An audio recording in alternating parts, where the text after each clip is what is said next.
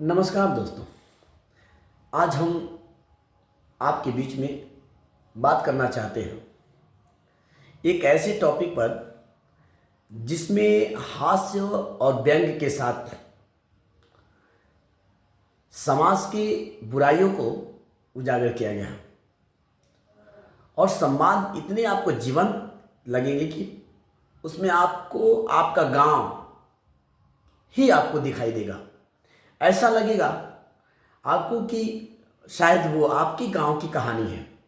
जी, एक ऐसे उपन्यास की मैं बात करने जा रहा हूं जिस उपन्यास की कहानी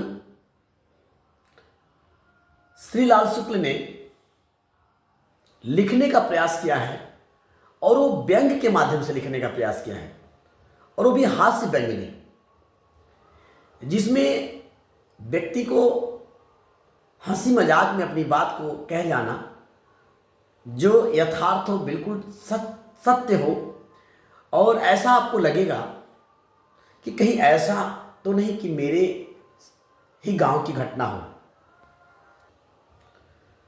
और कभी कभी होता है ऐसा कि आप देखते होंगे कि लोग जिस दरबार में रहते हैं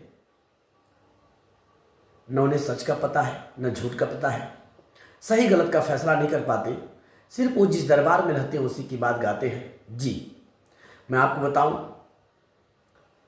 राग दरबारी हिंदी साहित्य का एक प्रसिद्ध व्यंग्य उपन्यास है जिसको श्रीलाल शुक्ल जी ने लिखा और ये पहली बार 1968 में प्रकाशित हुई।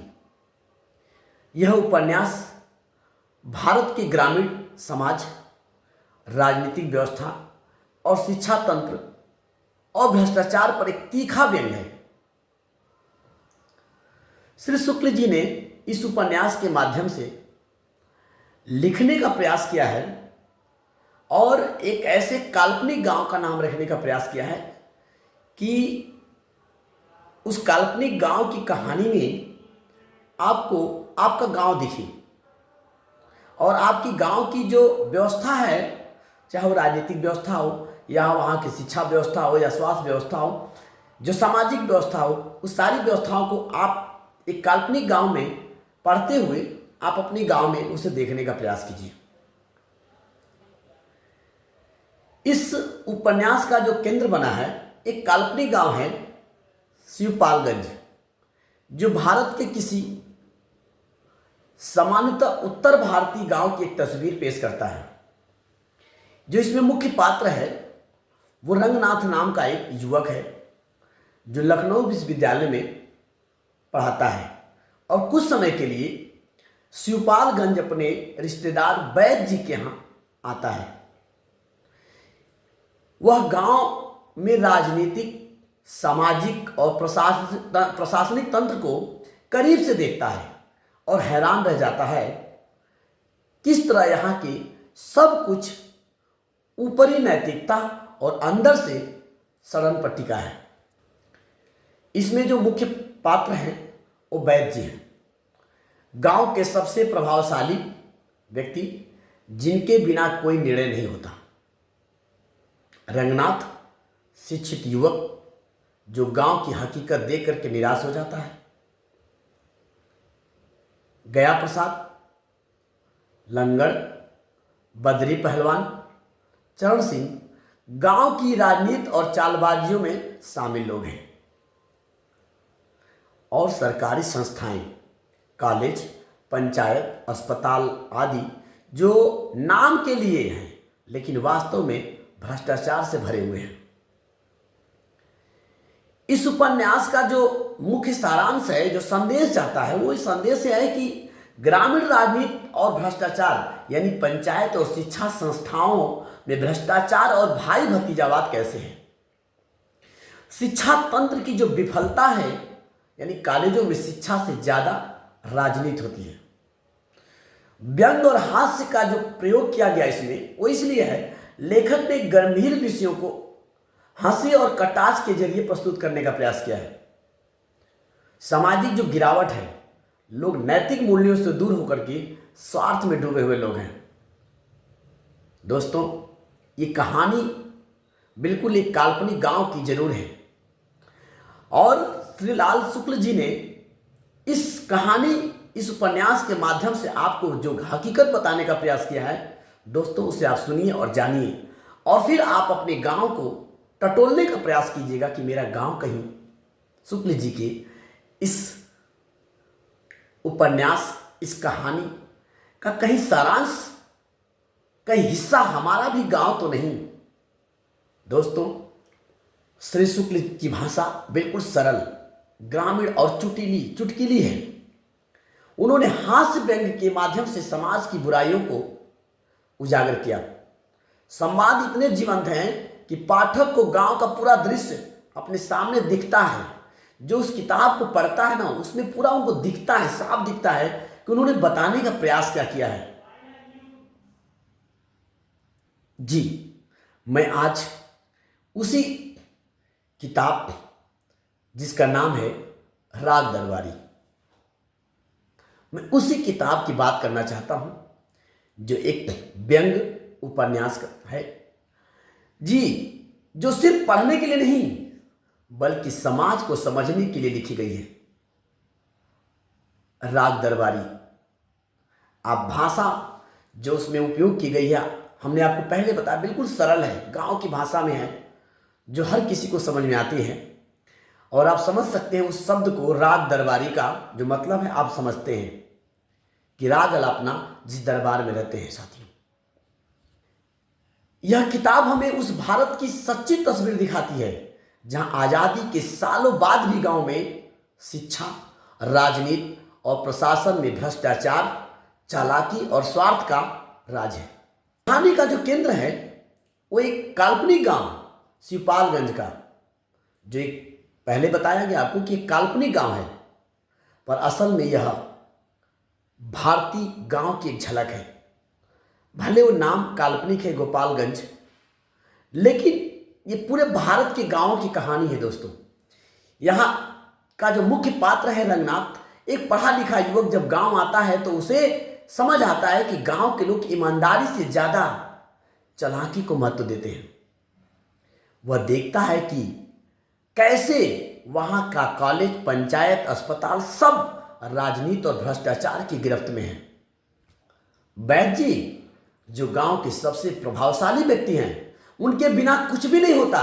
लोग उनके आगे झुकते हैं और झूठ, सच, न्याय, अन्याय सब उन्हीं की इच्छा पे चलता है। लेखक ने इस पूरे सिस्टम को हास्य और व्यंग के जरिए दिखाया है। पूरे सिस्टम को हास्य और व्यंग के जरिए दिखाने का प्रयास किया गया है। कैसे लोगों में नैतिकता और ईमानदारी को छोड़ करके स्वार्थ और दिखावे की दुनिया बना रखी है।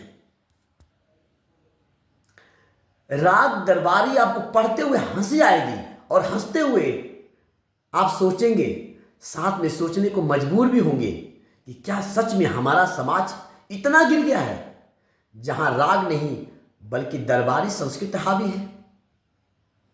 इस किताब का सबसे बड़ा संदेश यही है कि अगर समाज को बदलना है तो सबसे पहले हमें अपने अंदर की दरबारी सोच बदलनी होगी। हमें सच्चाई, नैतिकता और शिक्षा को सिर्फ किताबों में नहीं, जीवन में उतारना होगा। यह हमारे समाज का एक दर्पण है जिससे हमें अपना चेहरा पहचानना है। कहते हैं कि भारत गांव का देश है, पर श्री शुक्ल की राग दरबारी बताती है कि गांव में सिर्फ मिट्टी की खुशबू नहीं, राजनीति और चालबाजी की भी गंध है। शिवपालगंज एक ऐसा गांव जहां सब कुछ चलता है, पर नियम से नहीं, वैद्य जी की मर्जी से। जहां कॉलेज में पढ़ाई से ज्यादा राजनीति पढ़ाई जाती है। रंगनाथ, एक शिक्षित युवक, जब गांव की असलियत देखता है तो उसे समझ आता है कि सच्चाई नहीं, चालाकी की कद्र है।